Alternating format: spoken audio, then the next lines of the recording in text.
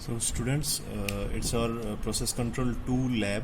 Uh, Here we will start with our first experiment, which is to design a controller for a typical temperature control loop. As we know, we have already studied in process control 1 that there are various types of transfer functions are there, which are first order, second order, first order plus dead time, second order plus dead time, higher order systems. Various systems we have studied, and as well as we have performed in experiment also. We have designed the model for those various transfer functions, various systems.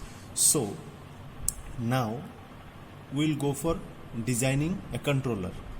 So how to design a controller? Before designing a controller, we have to determine the process parameters. We have to determine the process parameters by using the transfer. To determine that process parameter, we have to do some tasks before that.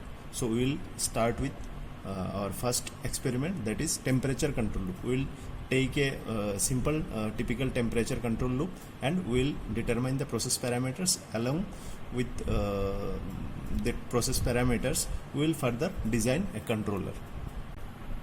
So as we know, a typical process model, it contains three basic things. First one is gain, then dead time, then the process order, whatever it is, first order or second order, and so on. So here we'll take an example of first order system, which is having a dead time and a gain also. So K is our gain, as we know. This is our dead time. Dead time, the definition of dead time we already know, we have studied that after the time after which the process starts reacting, and this is our order. So we'll combine these three and it will give us the transfer function. So here our step input is there. We'll give a step input. Output of the system will be of first order. Okay, and the time constant is tau. K is our gain, and this is our dead time, e raised to minus ls. You can say minus ls or minus theta s, both are same. Here it is denoted with L. So by combining these three, we'll get the transfer function. Because we don't know, it is not clear for which part the process is responsible. It is not clear. So for that, we need to combine these three, and we'll get the transfer function like this: K into e raised to minus ls upon tau s plus 1, where K is the process gain, e raised to minus ls, which is our dead time, and tau is the time constant. So here it will be a first order plus dead time, FOPDT system. So for a FOPDT system, we'll design or tune a controller. Okay, so we'll take a simple example of a typical temperature loop. So this is basically a temperature control loop. In practical practice or in industrial aspects, the temperature control loop is like this. You will see further whenever you see practically in industries. This is a water heater. So this is hot water which is coming out of that. So TT is temperature transmitter. This is nothing but taking the output reading or output from the outlet. So it is taking the temperature of that hot water, and it is feeding to the temperature controller, which is here. So temperature controller will compare it with the set point. A set point will be given to the temperature controller. Set point means the value of temperature, what value of temperature we need to set, or what value of temperature we need of this hot water. So it will compare with the transmitter output, and whatever deviation is coming, if it is required to heaten up more, then steam valve will open, and along with that it will control. Okay, So this is our basic temperature control loop. So we will first examine the response of this water heater and attempt to model it as a first order plus dead time element. Then we will design a controller for this system. Okay. So this is our block diagram. As I said in the previous slide, there is a controller output. Controller is giving the output to valve, the steam valve, as I shown. As it is shown, controller output is giving to the steam valve. Now the valve will open and close accordingly, and it will control the steam flow rate. Here, steam flow rate it will control. Now it is going to heater and coming out the hot water temperature. So this temperature of hot water, as shown here, it is measuring by the temperature transmitter, and the signal of temperature transmitter, that means its output, is going to the temperature controller. Output of this is measuring by the temperature transmitter and output is feeding to the controller. So basically this is the block diagram of total temperature control loop. Now we will model or we will design the controller. First of all, we will attempt to model this as a FOPDT system. So here we will see how to model this as a first order plus dead time element. So students, now we will make a model of this temperature control loop, not actually temperature system. After that we will control it. So first of all, to model this one, we have to perform a bump test. What is bump test? We have to give this water heater model. First of all, we have to put the controller in manual mode. Okay. After putting it into the manual mode, we have to give a step output, step input. That means controller output should be in step with a small amount. Perhaps it may be 5%. Consider as 5%. Okay. This is a controller output, 5% span. So we will give a 5% of step to the controller, and as after giving the 5% step, the water heater model, whatever water heater system, whatever it will respond, it will give a reaction curve like this. This is the reaction curve.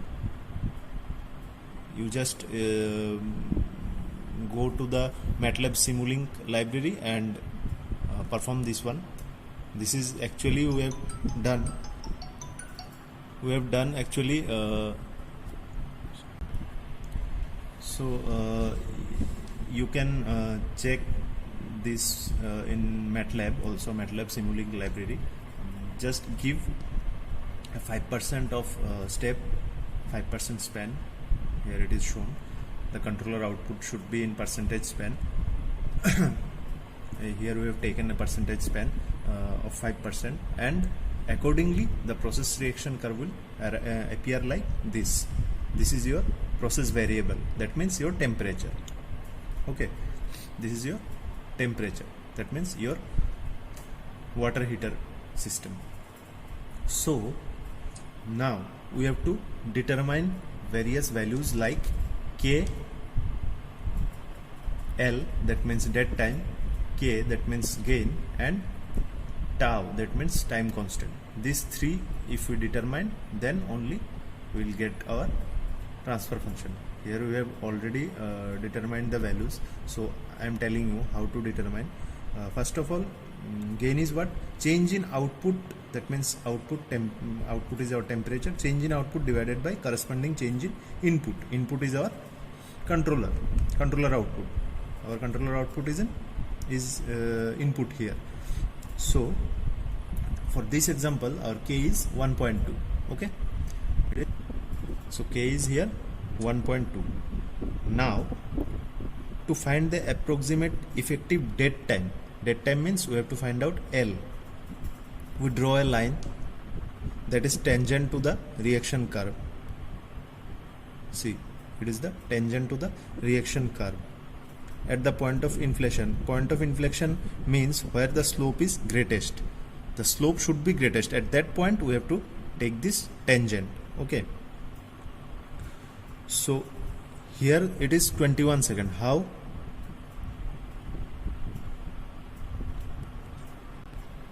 So here the 63% of its final value. Final value means where the curve is ultimately settled down. Okay, so the 63% of its final value means it will come like just here it is 46. It is 46. Its final value is 46. So 63% of this one is, suppose, this point. Okay, so this point we have taken. So at this point, at what time it is reaching to 63% of its final value? This is our 97 seconds. Okay, total time is 97, and our tau means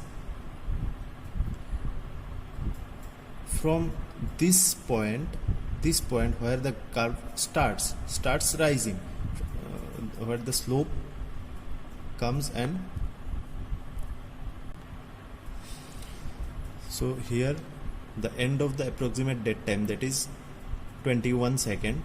It is our dead time. From here only the process starts reacting and the graph arises. So at that point the time is 21 second and the total it is 97 second. Okay, so from this point to this point it is 76. So this is nothing but our tau. Tau means time constant. Time constant, what is our time constant? Total 97 second minus this tau, 76 is our dead time. Okay, so now our gain k is 1.2, dead time is minus 21, that means it is 21 seconds. So e raised to minus ls, as I have told earlier. So 1.2 e raised to minus 21 s upon 76s plus 1. 76 is our tau, so tau s plus 1. This is our transfer function for this water heater process, that means temperature system. So we have to design a proper controller for this temperature loop. So we'll see further in MATLAB Simulink and design a PID controller using various tuning methods. Here are various tuning methods like Ziegler-Nicholas method, Cohen-Kuhn method. So we'll use probably a Ziegler-Nicholas method firstly, and further we'll see others. So for this we'll design a PID controller, and we'll tune PID controller and determine the best or design the best controller for this temperature system. Okay, so students, as I explained here, the whole thing, how to determine from the process reaction curve, how to give the step to the controller output should be 5% of span. Here 5% we have taken, and according to that the process reaction curve appear, and from that how to calculate all these things. So you have to do by your own. This is your task for today.